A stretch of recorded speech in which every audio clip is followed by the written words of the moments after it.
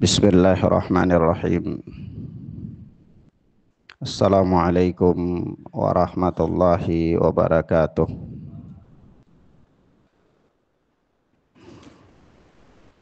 Alhamdulillahilladzi hadana lil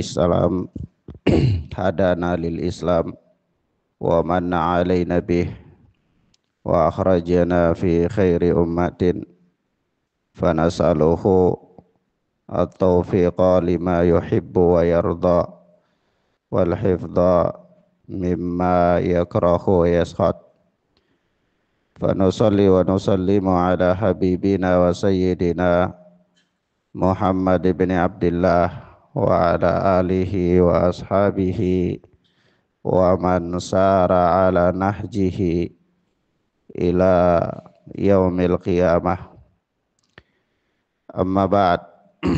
Ikhwanna fid din, a'azzani Allah wa iyyakum. Kita masuk pada bab yang baru atau fasal yang baru dari kitab Aqidah Salaf Ashabul Hadis oleh Al-Imam Abu Uthman As-Sabuni rahimana wa rahimahullah. Yaitu kata beliau, al-hidayatu minallahi ta'ala. Hidayah itu adalah semata-mata datang dari Allah subhanahu wa ta'ala. Ikhwanna fiddin, a'azzani Allahu wa iyyakum. Kalau kita bicara tentang hidayah, maka sudah dimaklumi bahwa hidayah itu ada dua, ya.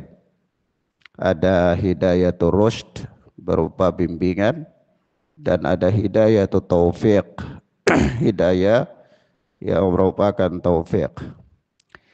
Hidayatul rusyd adalah suatu upaya bimbingan, arahan yang dilakukan oleh seseorang kepada orang yang lain dalam rangka menunjuki dia kepada kebaikan-kebaikan atau kebajikan-kebajikan. Dan ini umum. Ini dapat dilakukan oleh makhluk.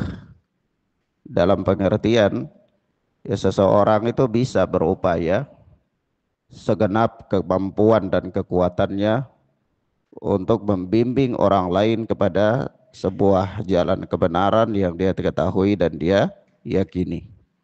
Soal orang itu dia menerima atau tidak, itu persoalan yang lain.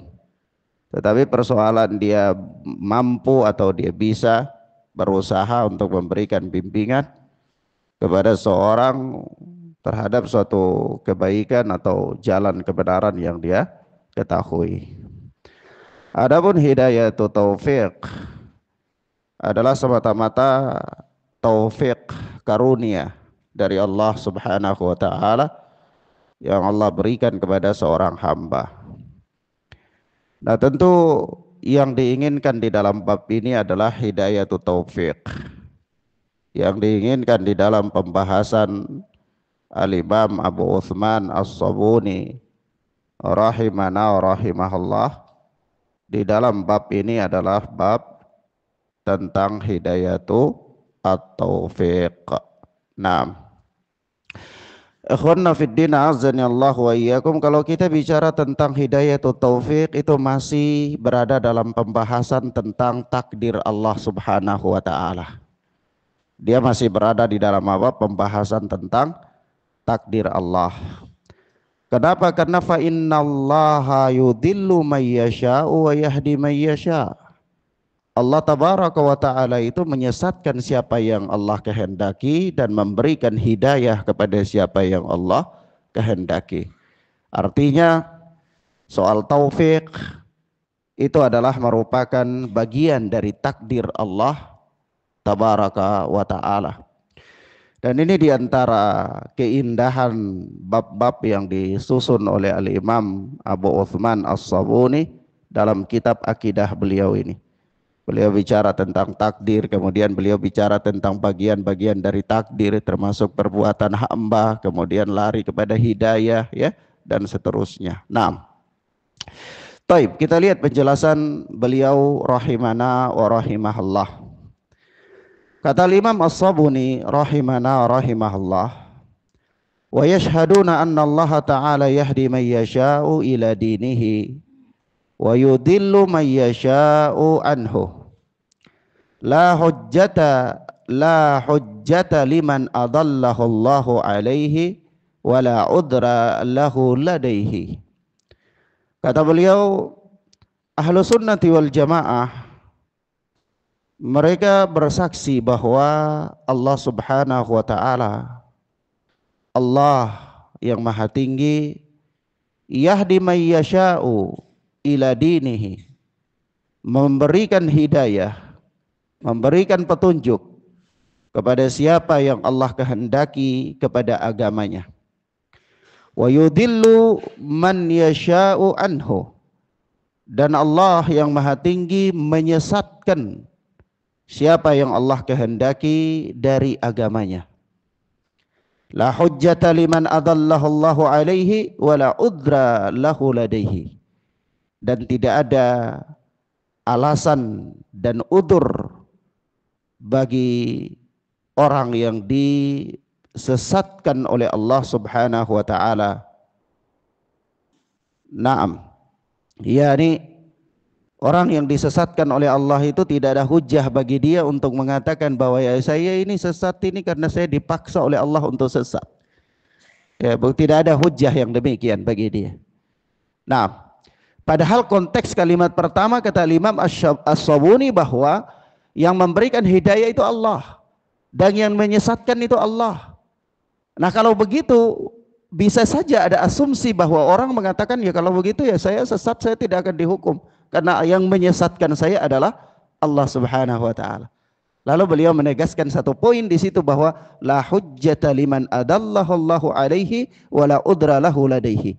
Ya, bagi orang yang sesat itu tidak ada alasan dan udur bagi dia di hadapan Allah subhanahu wa ta'ala.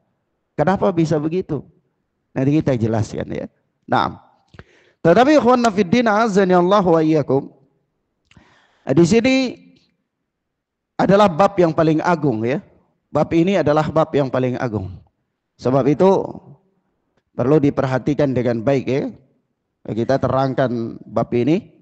Saya harapkan supaya jangan ngantuk-ngantuk nanti salah paham ya.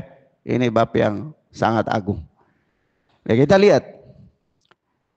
Kata Syekh Rabi bin Hadi Al-Madkhali rahimana wa rahimahullah, katalah ketika menjelaskan ucapan daripada Al-Imam Abu Uthman As-Sabuni ini, kata beliau, fa ahlu sunnati wal jamaah yu'minuna bil qadri wa yu'minuna bi syar'i, yu'minuna bil qadari khairihi wa syarrihi minallahi tabaraka wa ta'ala. Ahlu sunnati wal jamaah, mereka beriman atau mereka mengimani terhadap takdir Allah azza wa jalla, terhadap qadar Allah tabaraka wa ta'ala. Wa yu'minuna bi syar'i, dan juga mereka beriman terhadap syariat. Perhatikan dua hal ini. Ahlu sunnati wal jamaah mereka beriman terhadap qadar dan mereka beriman terhadap syariat Allah azza wa jalla. Yu'minuna bil qadri khairihi wa syarrihi minallahi tabaraka wa ta'ala. Mereka beriman terhadap qadar, baik qadar yang baik maupun yang buruk, bahwa itu berasal atau datang dari Allah tabaraka wa ta'ala semata-mata. Qaddarahumallahu wa khalaqal ibada wa af'alahum wa a'malahum. Allah azza wa jalla menentukan takdir yang baik dan buruk itu, dan Allah menciptakan hamba-hamba, Allah menciptakan perbuatan-perbuatan mereka, dan Allah menciptakan amalan-amalan mereka. Wa syara'at tasyri'at yajibul imanu biha waltizamuha kama yajibul imanu bil qadar. Di samping itu Allah mensyariatkan syariat-syariat yang wajib diimani dan berpegang teguh padanya, sebagaimana wajib beriman terhadap qadar. Paham maksud kalimatnya? Nanti anak uraikan kalimat Syekh Robi ini. Kemudian beliau melanjutkan, wa amana ahlu sunnati bil qadari wa mustalzimatihi wa amanu bi syar'i. Diulang lagi. Kata beliau, maka ahlu sunnati wal jamaah beriman terhadap qadar dan konsekuensinya. Mereka beriman terhadap qadar dan konsekuensinya. Wa amanu bi syar'i, dan juga mereka beriman terhadap syariat. Ulang lagi, qadar syariat. Ya. Baik. Fajama'u bainal imani bil qadri wal imani bis syar'i wal amali bih. Maka mereka menggabungkan antara iman terhadap takdir dan qadar dan iman terhadap syariat Allah Azza wa Jal serta pengamalannya. Taib. Kalimat ini kita lihat ya. Maka di sini ketika menjelaskan ucapan Al-Imam As-Sabuni ini, Syekh Robi mengulang-ulang antara menggabungkan dua hal dalam keimanan, yaitu beriman terhadap qadar dan beriman terhadap syariat. Kenapa begitu? Jadi kenapa ahlu sunnati wal jamaah menetapkan gabungan iman kepada qadar dan iman kepada syariat? Dan mereka harus menggabungkannya. Mereka tidak boleh melepaskan salah satu dari keduanya. Karena di sini ada poin-poin penting. Poin-poin penting dari ajaran atau dari madhab ahlu sunnati wal jamaah terkait dengan hal ini adalah, yaitu terkait dengan menggabungkan antara iman kepada qadar dan kepada syariat, digabungkan ya, itu karena ada poin-poin penting, yaitu yang pertama, qadar atau ketentuan Allah tabaraka wa ta'ala, yakni iman terhadap qadar itu di dalamnya ada maksud bahwa segala sesuatu yang baik maupun yang buruk sudah ditetapkan oleh Allah Subhanahu wa ta'ala. Sudah ditetapkan oleh Allah Subhanahu wa ta'ala. Dan semua perbuatan makhluk adalah ciptaan Allah Jalla wa ala. Ini poin pertama. Sekali lagi ada ulang.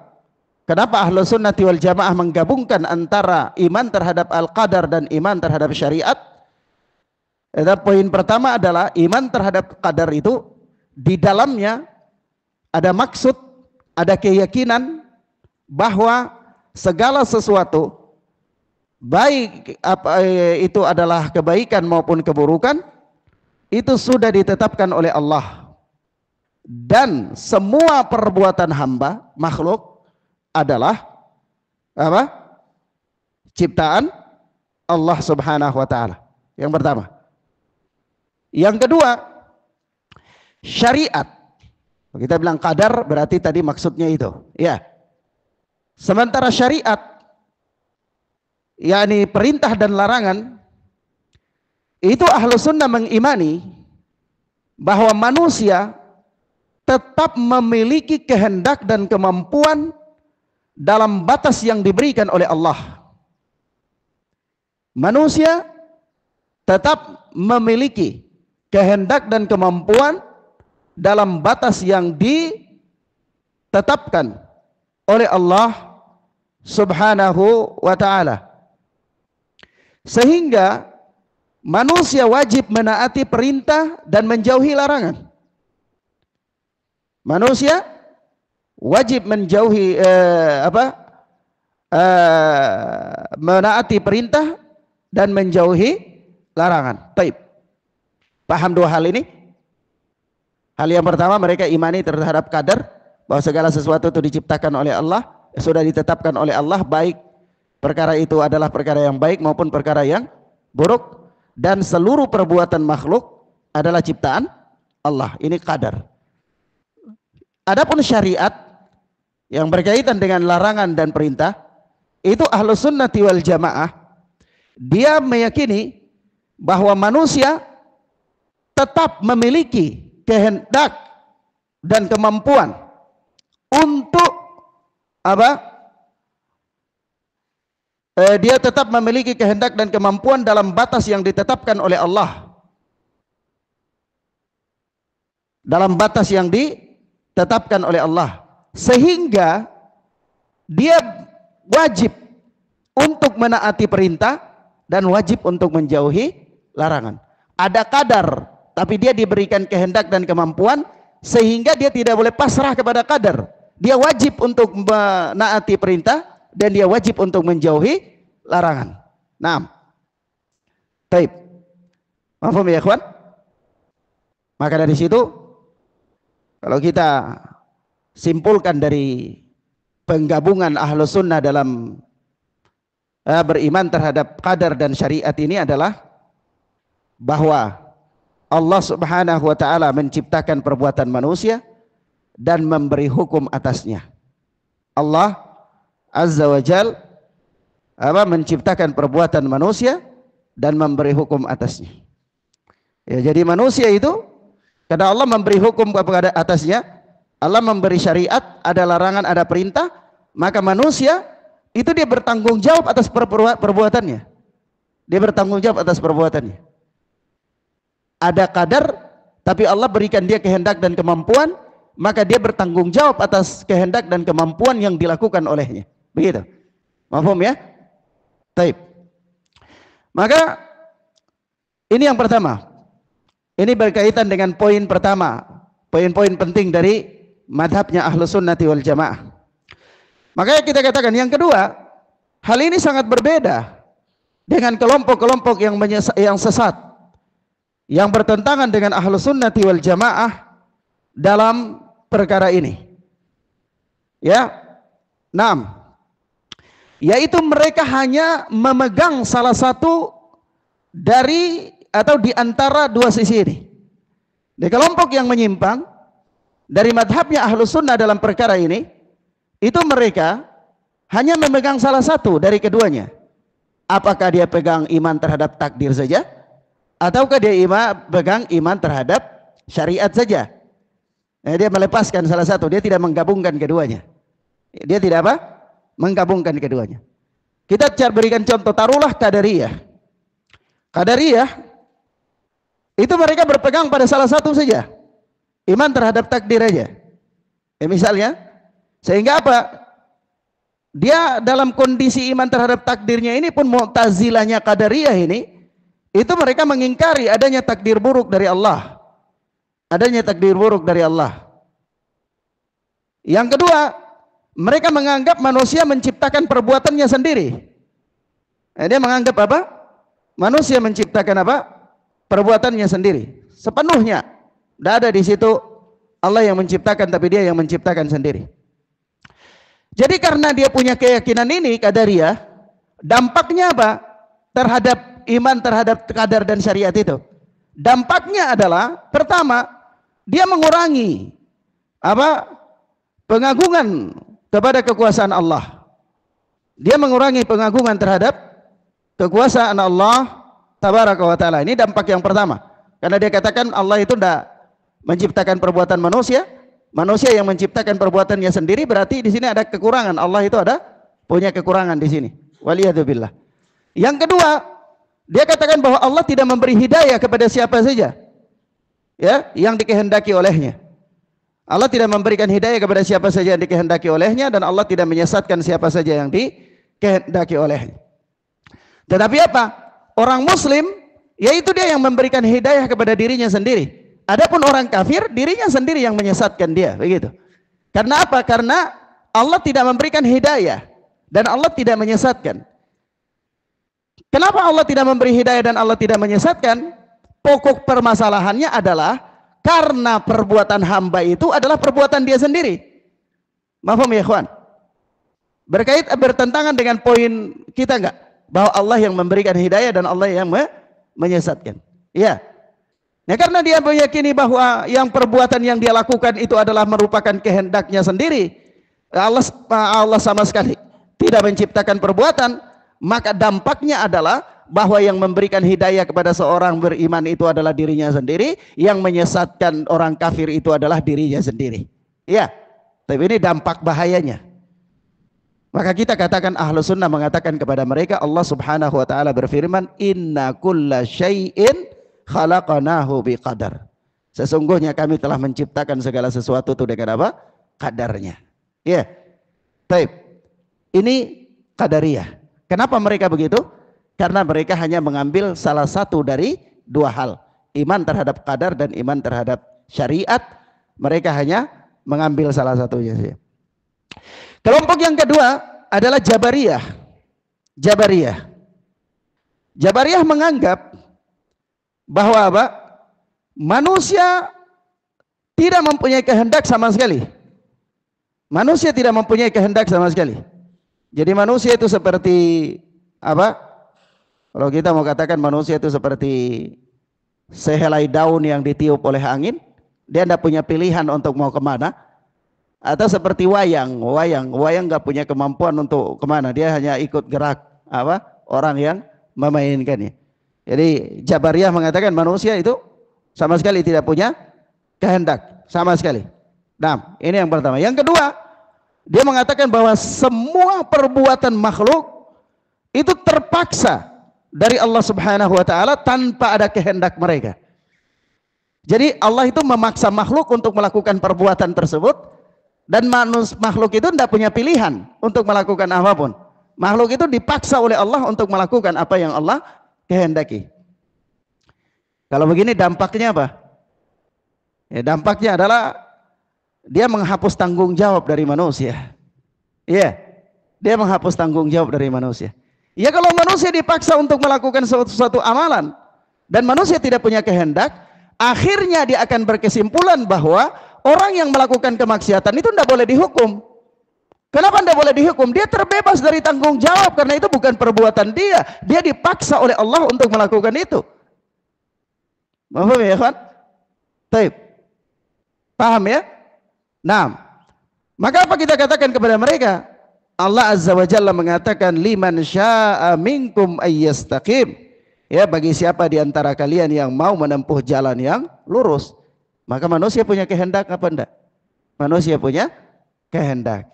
Di sini manusia punya kehendak. Nah, maka ikhwan fillah azani Allahu wa iyyakum, karena orang yang beriman dengan salah satu dari dua perkara ini saja, dia tidak menggabungkannya, maka akhirnya dia sesat.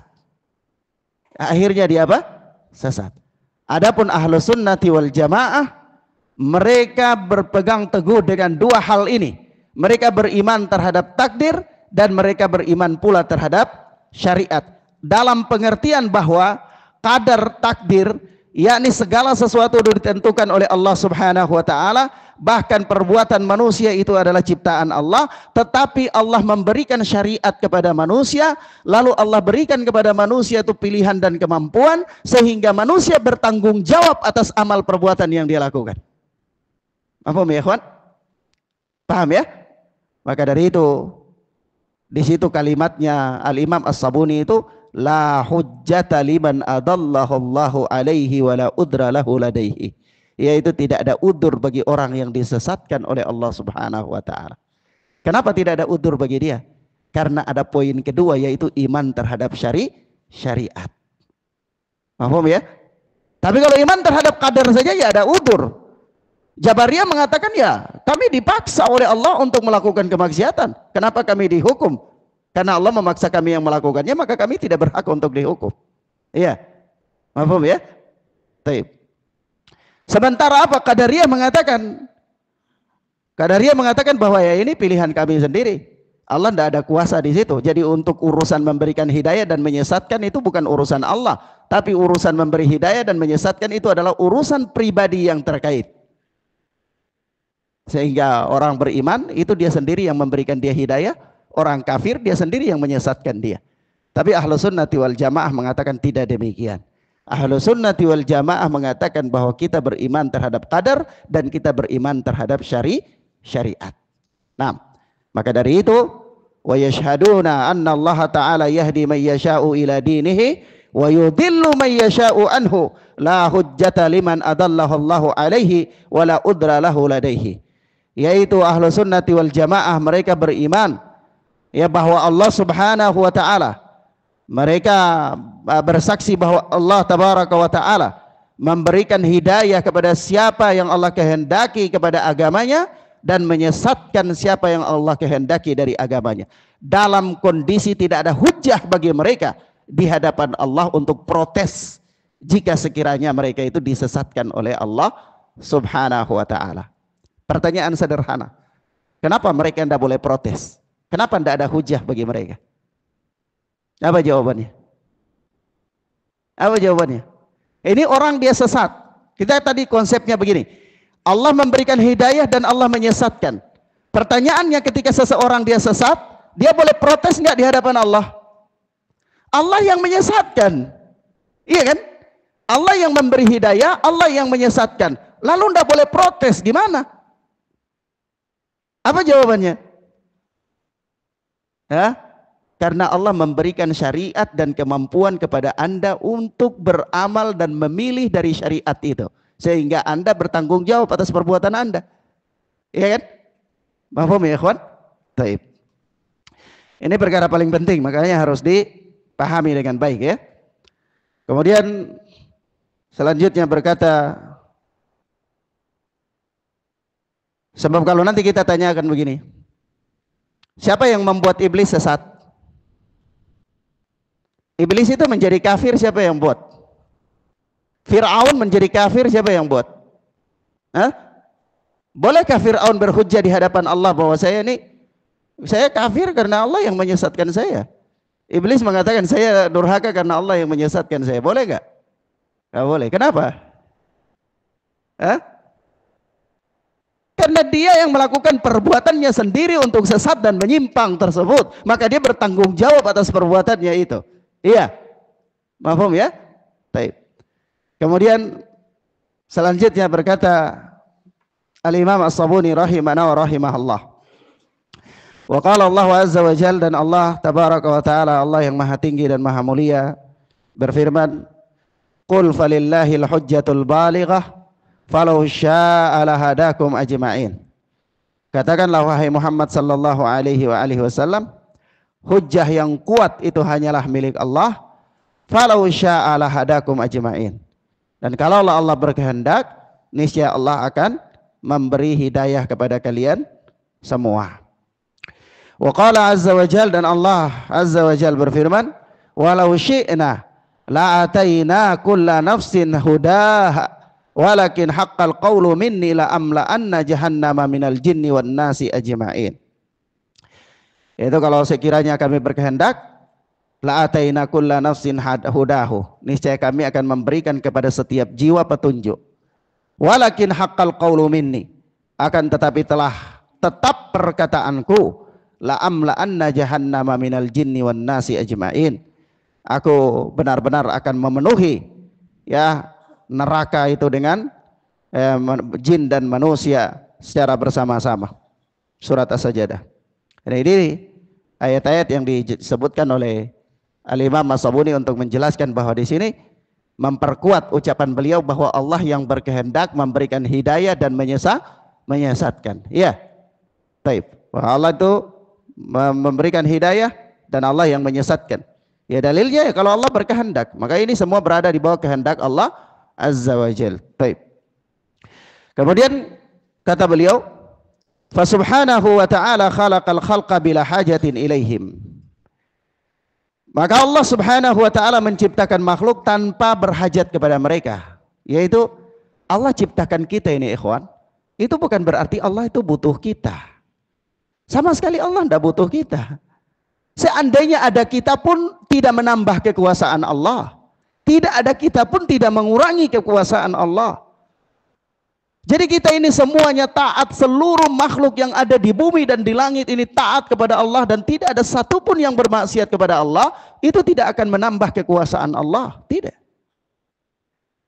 Dan seandainya seluruh makhluk di langit dan di bumi ini mereka semuanya memaksiati Allah Azza wa Jal, tidak ada satupun yang taat kepada Allah, itu juga tidak mengurangi kekuasaan Allah. Kenapa? Karena Allah tidak butuh dengan kita. Allah tidak butuh dengan kita.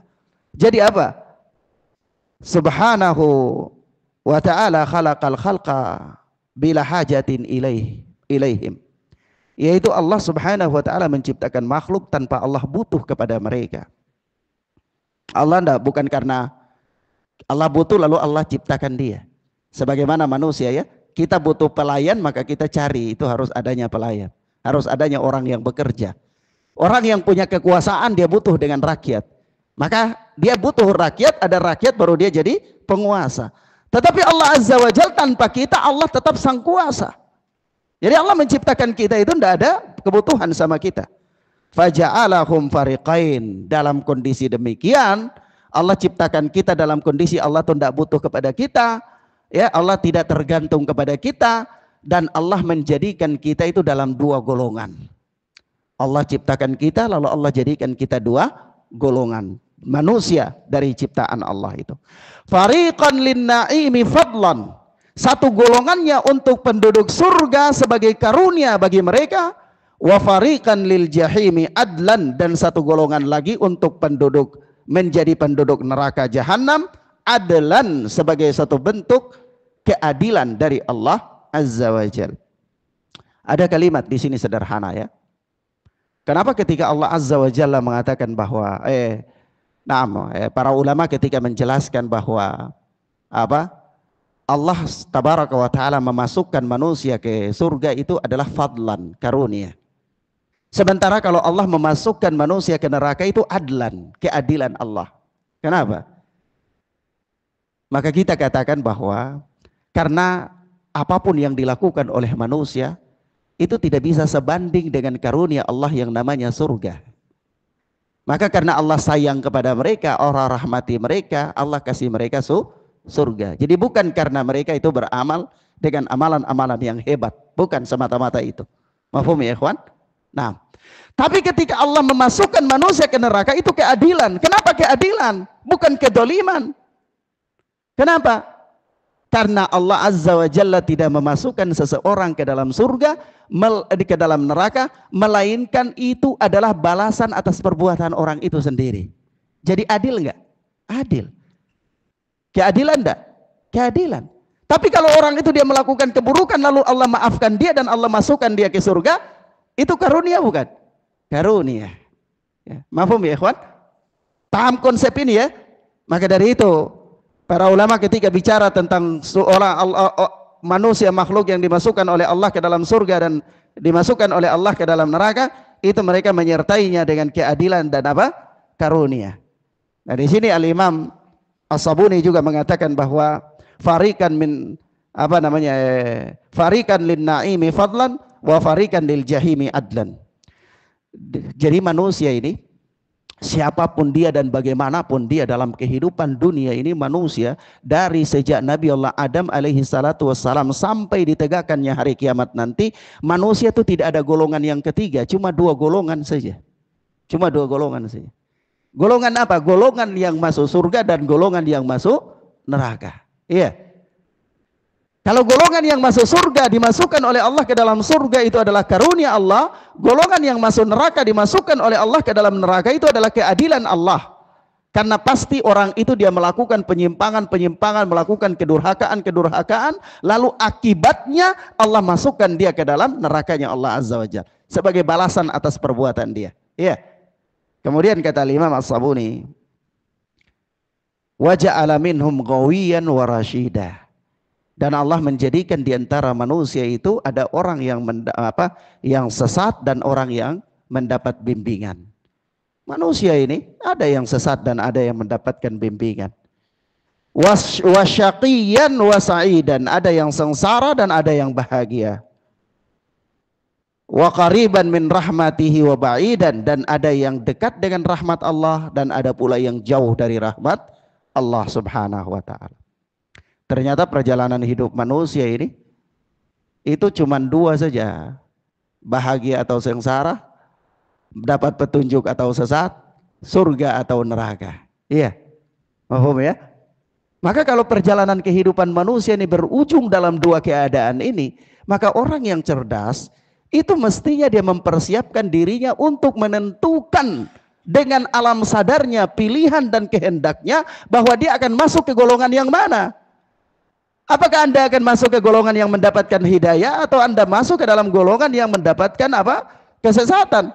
Anda masuk dalam golongan yang mendapatkan bimbingan atau Anda masuk dalam golongan yang jauh dari rahmat Allah Azza wa Jal. Anda masuk dalam golongan yang diberikan karunia oleh Allah dengan surga, atau Anda masuk di dalam golongan yang diberikan keadilan oleh Allah dengan neraka.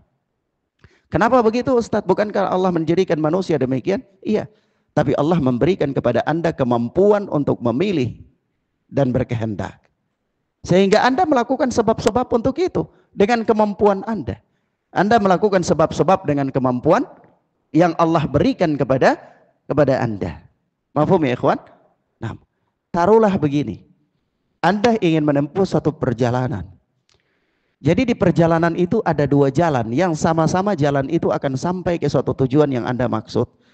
Tetapi pada salah satu jalan itu, bentangan jalan itu ada penyamun, ada tukang jagal. Sementara pada jalan yang lainnya aman. Begitu Anda sampai, lalu orang mengatakan, si fulan, tuan, jalan yang ke kiri itu penuh dengan bahaya. Jalan yang ke kanan penuh dengan keselamatan. Lalu Anda pilih jalan yang ke kiri, dan Anda mengatakan ini takdir Allah. Apakah demikian? Tidak. Anda diberikan oleh Allah kemampuan dan kesanggupan untuk memilih jalan yang telah diberikan berita bahwa Anda akan selamat. Maka dari itu di dalam salah satu usul, di bab paling pertama sekali itu Al-Alama Al-Mujaddid Muhammad bin Abdul Wahhab itu mengatakan begini, Annallaha khalaqana wa razaqana. Sesungguhnya Allah Tabaraka wa Ta'ala telah menciptakan kita dan memberikan kita rizki. Walam yatrukna hamalan, dan Allah tidak membiarkan kita, mengabaikan kita sia-sia begitu saja. Bal arsala ilaina rasulan. Bahkan Allah mengutus kepada kita seorang rasul. Untuk apa? Untuk apa? Man ata'ahu dakhalal jannah wa man asa'ahu dakhalan nar. Barang siapa yang menaatinya maka dia masuk surga, dan barang siapa yang mendurhakainya maka dia masuk neraka. Maksudnya apa? Ya maksudnya Allah mengutus Nabi supaya menunjukkan kepada manusia jalan keselamatan dan jalan keburukan. Lalu Allah berikan kepada manusia kemampuan untuk memilih. Setelah dia diberikan petunjuk, dia memilih. Maka siapa yang memilih taat kepada Rasul, dia masuk surga. Siapa yang memilih mendurhakai Rasul, dia masuk neraka. Kalimat yang luar biasa ya. Antum sudah pernah belajar salah satu usul ya. Annallaha khalaqana wa razaqana. Ya. Sesungguhnya Allah itu telah menciptakan kita dan Allah memberikan kita rizki. Walam yatrukna hamalan, dan Allah tidak mengabaikan kita hidup sia-sia begitu saja terlantar. Bal arsala ilaina rasulan, bahkan Allah utus kepada kita seorang rasul. Untuk apa? Man ata'ahu dakhalal jannah wa man asahu dakhalan nar. Barang siapa yang taat kepadanya masuk surga, dan barang siapa yang mendurhakainya dia masuk nerakanya Allah Azza wa Jalla. Maka manusia, ada yang mereka memilih jalan keselamatan, ada yang memilih jalan kesengsaraan, ada di antara mereka yang sesat, ada yang terbimbing, ada yang sengsara, ada yang bahagia, ada yang dekat dari rahmat Allah Azza wa Jal, dan ada yang jauh, sangat jauh dari rahmat Allah Azza wa Jal. Kemudian kata Imam As-Sabuni, beliau membawa ayat di sini ya, la yus'alu amma yaf'alu wa hum yus'alun. Kalau Allah melakukan itu semua, barangkali kita bisa berpikir kalau begitu di akhirat kita bisa bertanya kepada Allah. Ya, kenapa sesatkan saya? Kita bisa protes Allah. Supaya asumsi itu tidak ada, Al-Imam As-Sabuni menutup peluang untuk kita berasumsi dengan ayat Allah, la yus'alu amma yaf'alu wa hum yus'alun. Allah tidak ditanya terhadap apa yang Allah perbuat, tetapi merekalah yang ditanya terhadap apa yang mereka perbuat. Ya, Allah itu raja, sang penguasa, Apa yang Allah berbuat itu adalah kehendak Allah dan Allah tidak akan ditanya tentang hal itu. Karena Anda adalah makhluk Allah. Anda adalah ciptaan Allah. Anda diberikan rizki oleh Allah. Anda diberikan kehidupan oleh Allah. Ketika Allah berbuat, Anda tidak bisa bertanya tentang perbuatan Allah Azza wa Jal. Kemudian beliau membawa ayat yang kedua, kata beliau, ala lahul khalqu wal amru tabarakallahu rabbul alamin. Ingatlah bahwa segala penciptaan dan urusan itu hanyalah milik Allah, maha suci Allah, Rabb semesta alam. Kalau segala urusan dan penciptaan itu adalah milik Allah, maka itu adalah kehendak Allah subhanahu wa ta'ala. Nah, mafhum ya ikhwan? Sampai di sini paham ya? Taib. Ilahuna ya ikhwan nafiddin azzani Allah wa iyyakum. Kita cukupkan pelajaran kita sampai di sini insyaallah ta'ala. Kita lanjutkan pada pertemuan berikutnya biidznillah. Wassallallahu ala nabiyina Muhammad wa ala alihi wa sahbihi wasallam. Subhanakallahumma wa bihamdika asyhadu an la ilaha illa anta astaghfiruka wa atubu ilaik. Wassalamualaikum warahmatullahi wabarakatuh.